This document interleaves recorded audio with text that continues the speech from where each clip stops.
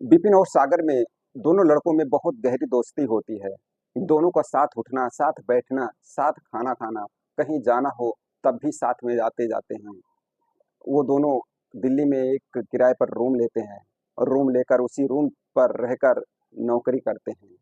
दोनों की जिंदगी अच्छी खासी चल रही होती है।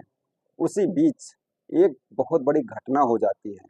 जो विपिन होता है, विपिन रूम पर अकेले होता है। उस रूम पर एक लड़की होती है। वो लड़की मरी हुई होती है। उस लड़की की डेड बॉडी जो होती है विपिन की बाहों में होती है, खून से लथपथ। विपिन के दूसरे हाथ में चाकू होता है। उतने में पुलिस आ जाती है और विपिन को गिरफ्तार कर लेती है। विपिन को ले जाती है थाने, उसे कोर्ट पहुंचा देती है। कोर्ट विपिन को सजा सुना देती है फांसी की। दोस्तों, यहीं पर क्वेश्चन उठता है कि उस लड़की का आखिर कातिल कौन है? विपिन है या सागर है या विपिन की बीवी है या कोई चौथा है?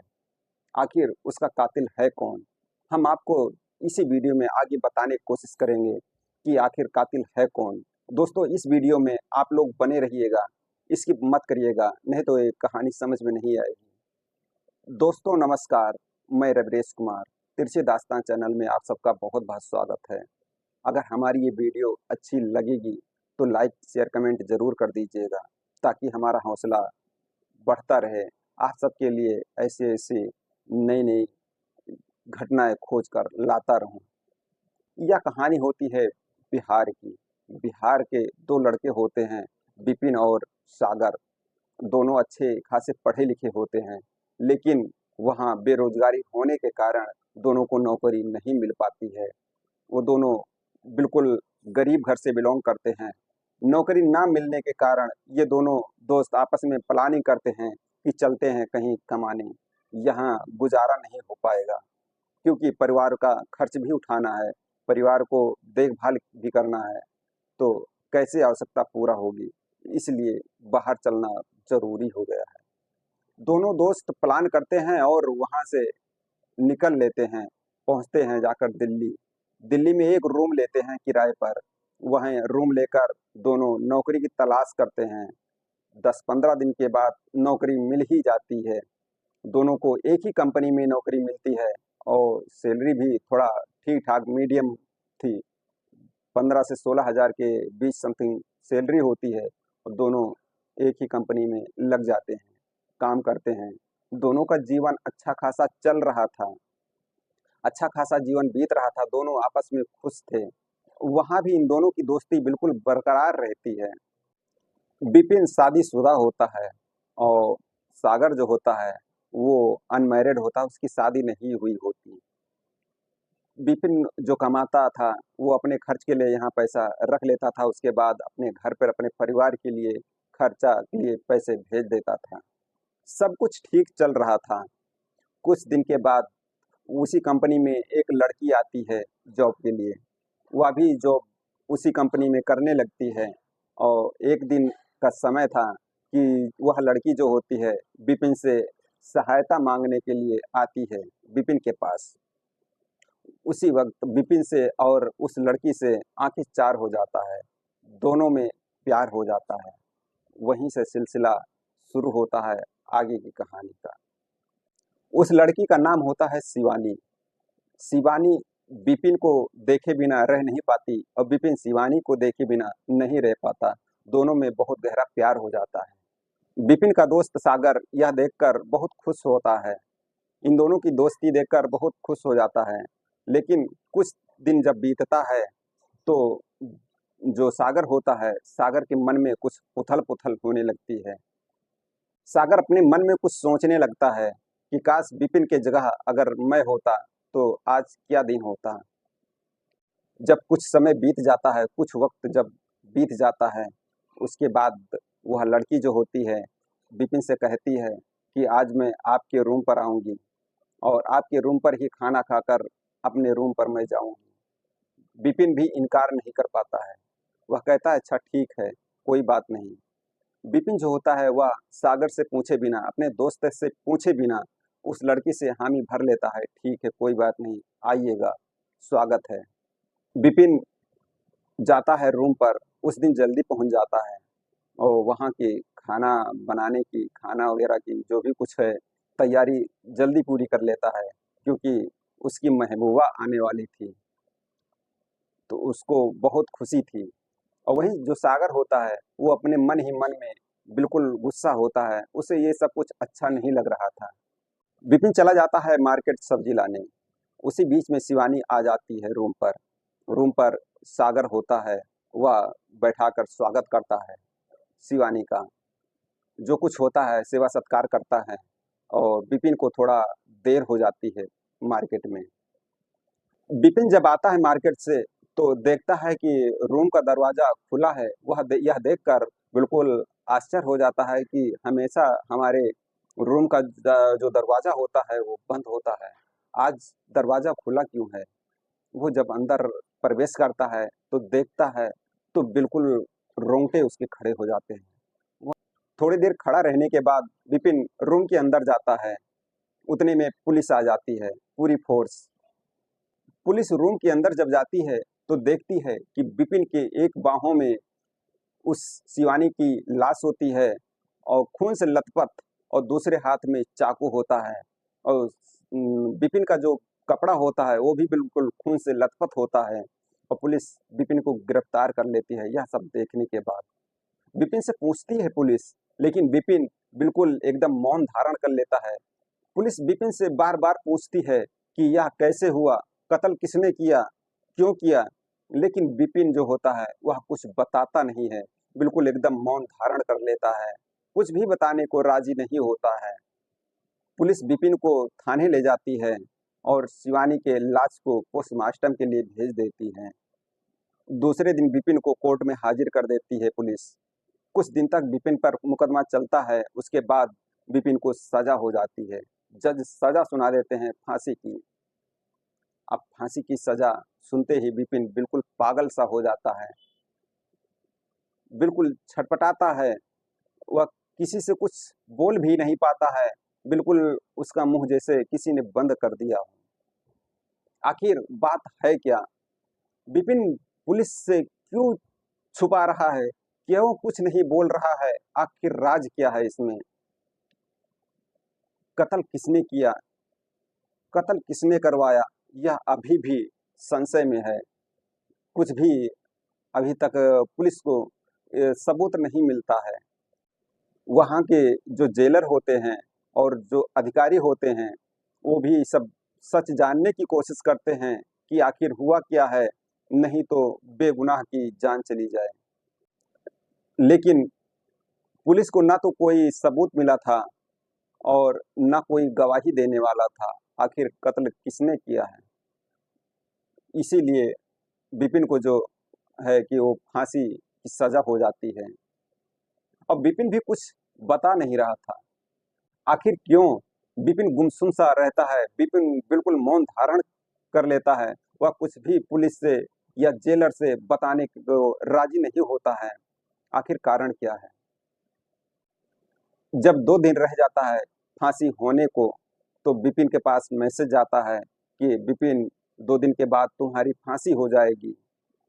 विपिन यह सुनकर बहुत घबरा जाता है कि अब हमारा बचना मुश्किल है, अब मैं बच नहीं पाऊंगा, अब मैं जीवित नहीं रह पाऊंगा।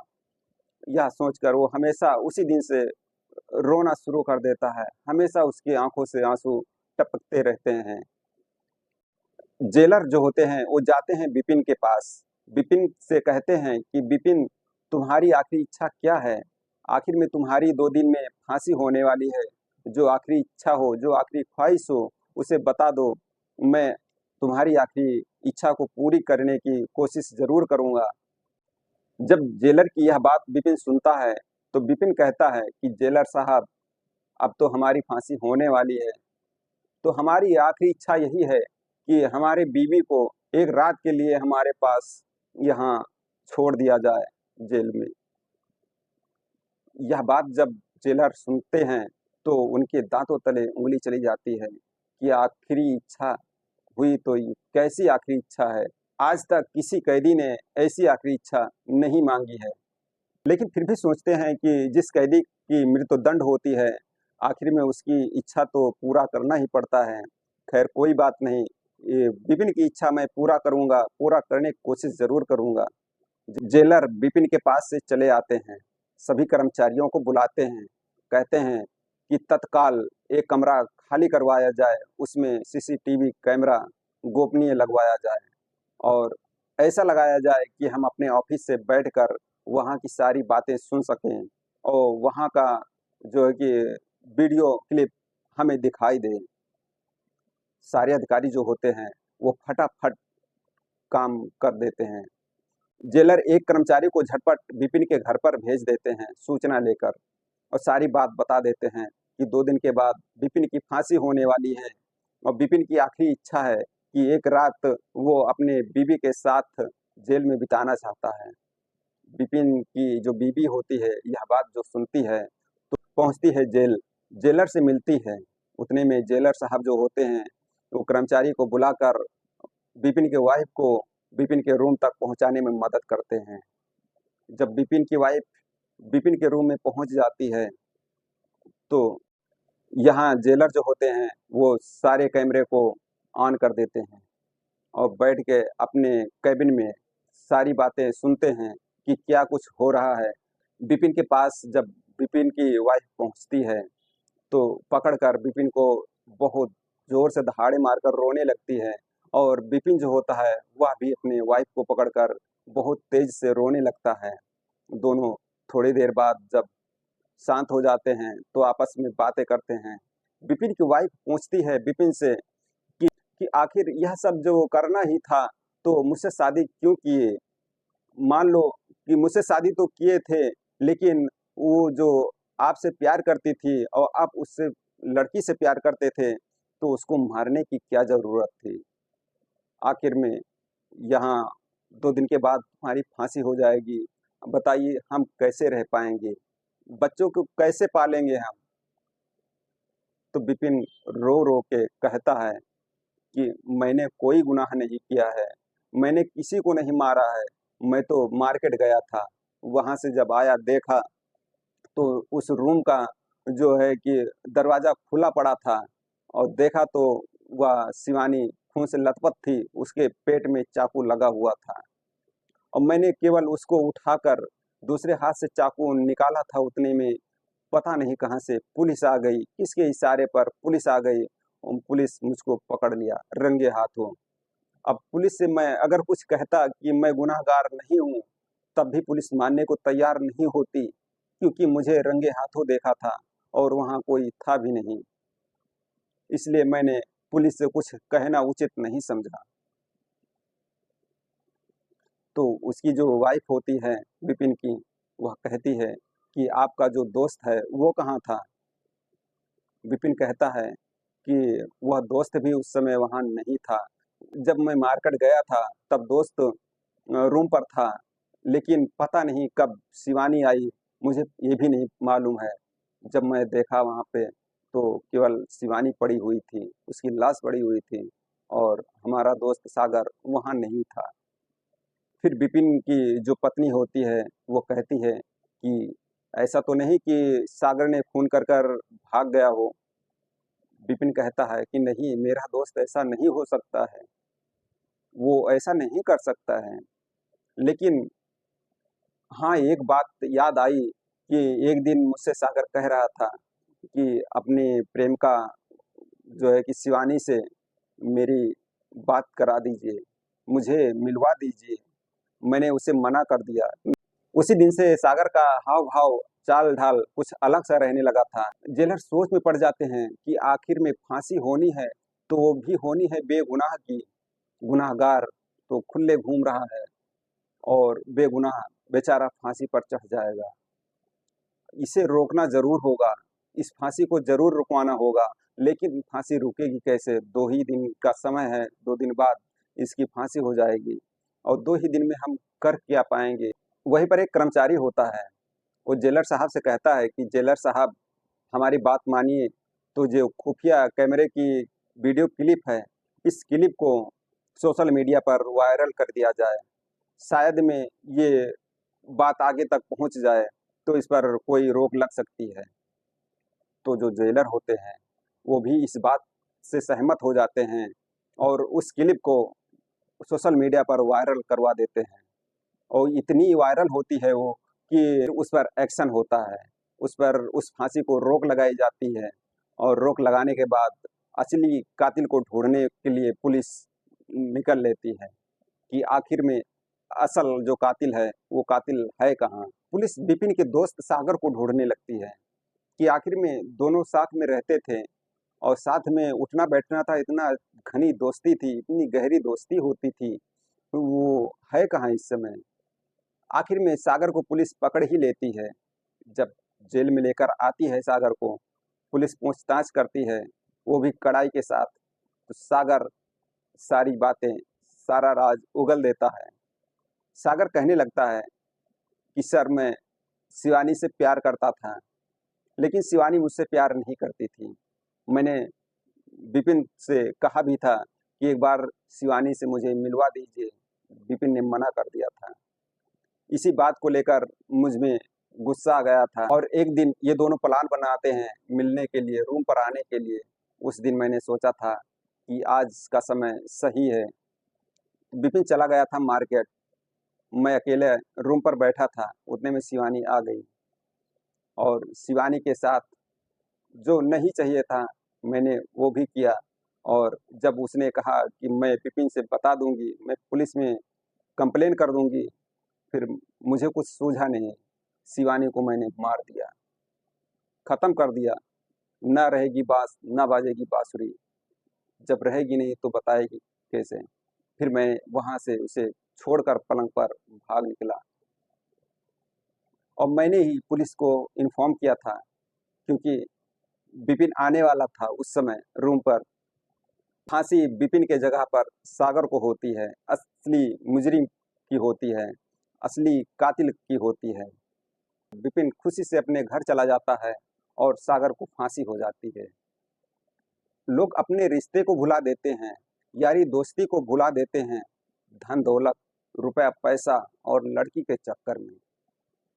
यह कहानी सुनाने का मतलब किसी को परेशान करना नहीं है, किसी को ठेस पहुंचाना नहीं है, बल्कि जागरूक करना है कि आप लोग स्वस्थ रहिए, मस्त रहिए और अपने परिवार का और अपने आप का ख्याल रखिए। जय हिंद, जय भारत।